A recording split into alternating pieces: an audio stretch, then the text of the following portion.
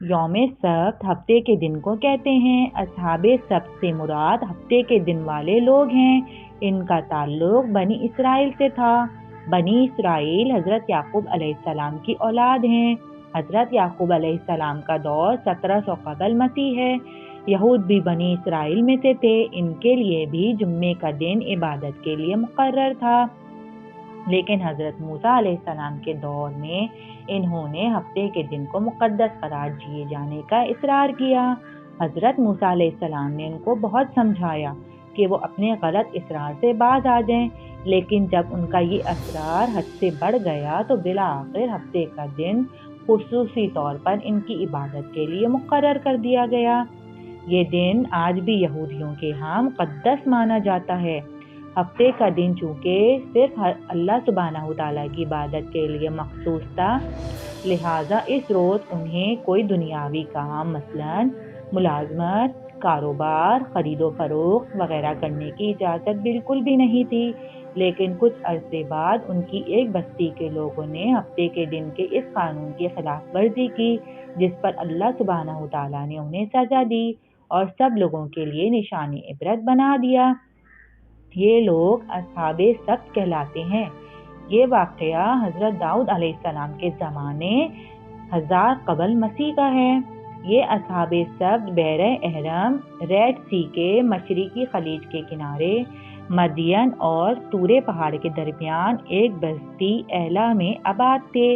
یہ بستی اس مقام پر واقع تھی جہاں آج کل اسرائیل کی بندرگاہ ایلات ہے۔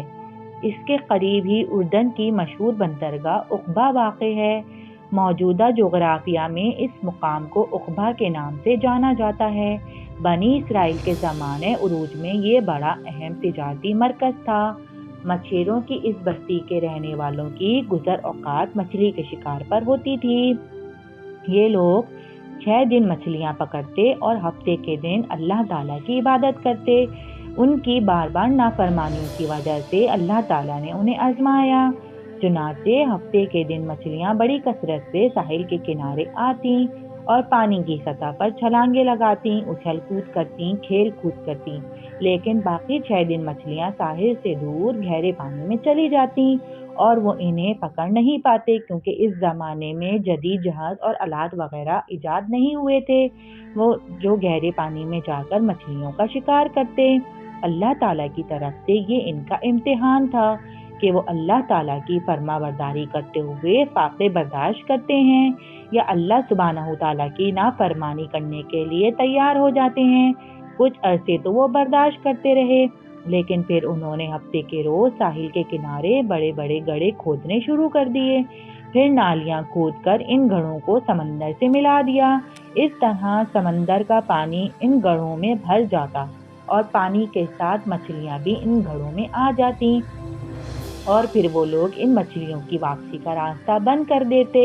پھر اگلے روز اتوار کو جا کر ان مچھلیوں کو آسانی سے پکڑ لیتے اور کہتے کہ ہم ہفتے کے روز تو مچھلیوں کو ہاتھ تک نہیں لگاتے۔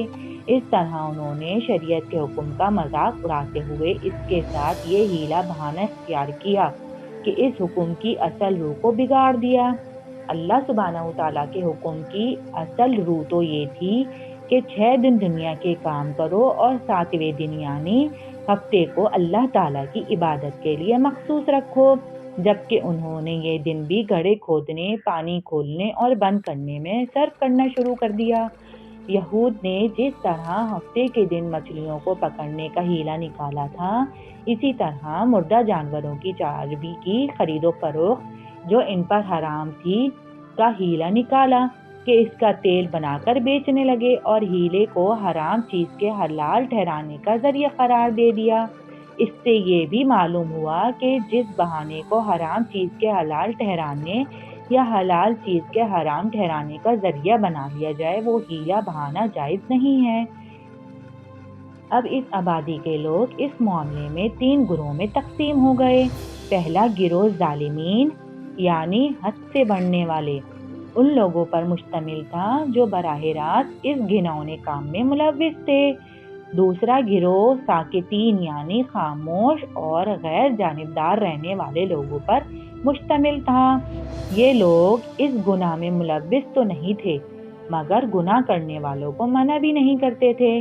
تیسرا گروہ واعظین یعنی نصیحت کرنے والے ان لوگوں پر مشتمل تھا جو خود بھی اس گناہ سے بچتے رہے اور پہلے گروہ کے لوگوں یعنی ظالمین کو اس حد سے بڑھنے والی حرکتوں سے بھی منع کرتے، یعنی برائیوں سے منع کرنے کا فریضہ ادا کرتے تھے۔ حتیٰ کہ جب ظالمین نہ مانے تو واعظین نے بستی کے اندر دیوار قائم کر کے اپنا ٹکڑا ان ظالمین سے الگ کر لیا۔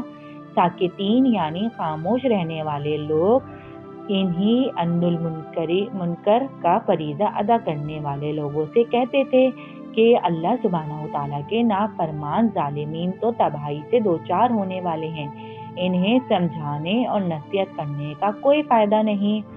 لیکن واعظین نے کہا کہ ہم ان کو اس کے لیے نصیحت کرتے ہیں تاکہ ہم کل آخرت میں اللہ تعالیٰ کے سامنے معذرت پیش کر سکیں، اور یہ بھی ممکن ہے کہ ہمارے سمجھانے سے یہ ظالمین باز ہی آ جائیں۔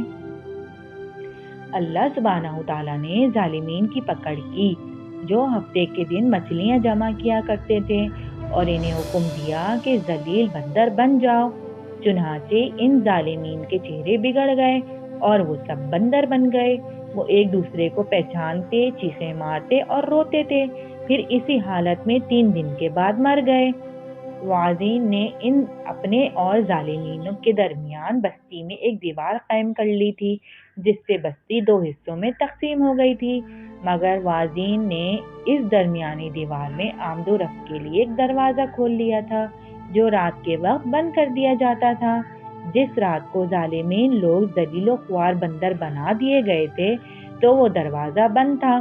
جب صبح ہوئی تو دوسری جانب سے کوئی آواز نہ آئی تو واعظین نے ایک شخص کو دیوار پر چڑھایا۔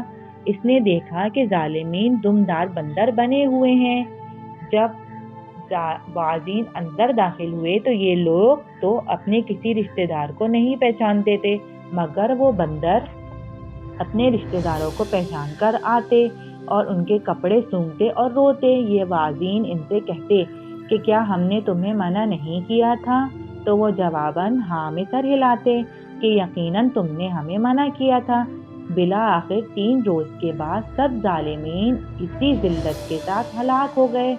اللہ تعالیٰ نے واعظین کو عذاب سے بچایا، البتہ ساکتین یعنی وہ لوگ جو خود تو نافرمانی سے بچتے تھے لیکن ہیلا کرنے والے ظالمین کو منع نہیں کرتے تھے، ان کے بارے میں قرآن حکیم خاموش ہے۔ بعض مفسرین کی رائے یہ ہے کہ ساکتین میں سے جو ہاتھ اور زبان سے ظالمین کو روکنے کی طاقت نہیں رکھتے تھے مگر دل میں ان کے طرز عمل کو برا سمجھتے تھے وہ بچا لیے گئے، جبکہ دیگر مفسرین کی رائے یہ ہے کہ استطاعت رکھنے والوں کے باوجود ظالمین کو نہ روکنے والے ساکتین کو بھی عذاب دیا گیا۔ واللہ عالم۔ مدینہ طیبہ میں یہود کے 3 قبائل آباد تھے۔ ان کی عبرت کے لیے اصحاب سبت کا واقعہ بیان کیا گیا کہ کہیں یہ بھی اللہ تعالیٰ کی نافرمانیوں پر اصحاب سبت جیسے انجام سے دوچار نہ ہوں۔ دوسرا انہیں یہ بھی بتانا تھا کہ اس واقعے کا علم نبی کریم صلی اللہ علیہ وسلم کو بھی ہے، جو آپ صلی اللہ علیہ وسلم کی صداقت کی دلیل ہے۔ یہ بھی حقیقت ہے کہ مدینے کے یہودی جو نبی کریم صلی اللہ علیہ وسلم کی مخالفت کا کوئی موقع ہاتھ سے جانے نہ دیتے تھے، انہوں نے قرآن حکیم کے اس بیان پر قطعاً کوئی اعتراض نہیں کیا۔ اس قصے سے ہمیں معلوم ہوا کہ امر بالمعروف کی طرح عن المنکر بھی ایک اہم فریضہ ہے، اور یہ فریضہ ادا کرنے والے اللہ سبحانہ وتعالیٰ کے عذاب سے بچے رہتے ہیں، جبکہ اللہ تعالیٰ کی نافرمانوں اور ظالموں کو اللہ سبحانہ وتعالیٰ کے عذاب سے ڈرتے رہنا چاہیے۔ ہیلہ سازی اللہ سبحانہ وتعالیٰ کے نزدیک قابل قبول نہیں ہے، اس لیے ہمیں اللہ سبحانہ وتعالیٰ کی نافرمانی اور اس کے احکامات کے حوالے سے غیر شرعی ہیلہ سازی سے بچتے رہنا چاہیے۔ اس قصے سے ہمیں یہ سبق ملتا ہے کہ حق کی دعوت دینے والوں کو کبھی مایوس ہو کر بیٹھ نہیں جانا چاہیے، بلکہ اس امید کے ساتھ حق کا پیغام پہنچاتے رہنا چاہیے کہ شاید کسی نہ کسی کے دل میں خدا خوفی کا جذبہ پیدا ہو جائے۔ جیسا کہ حدیث مبارکہ میں نبی کریم صلی اللہ علیہ وآلہ وسلم نے حضرت ابو رافع رضی اللہ تعالیٰ عنہ سے فرمایا، اگر اللہ سبحانہ وتعالیٰ تمہارے ذریعے سے ایک شخص کو بھی ہدایت عطا فرما دے تو یہ تمہارے لیے ساری کائنات سے بہتر ہے۔